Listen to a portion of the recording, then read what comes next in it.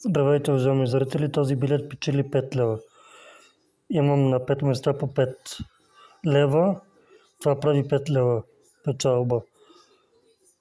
Така, тук пише, ако от някои от вашите числа е някои с някои от скъпчените числа, печелите сумата, изписано под него. Ако в полетата вашите числа откриете една и съща сума в лева, изписана 5 пъти, печелите тази сума, символ 7, печелите сумата под него умножена по 2.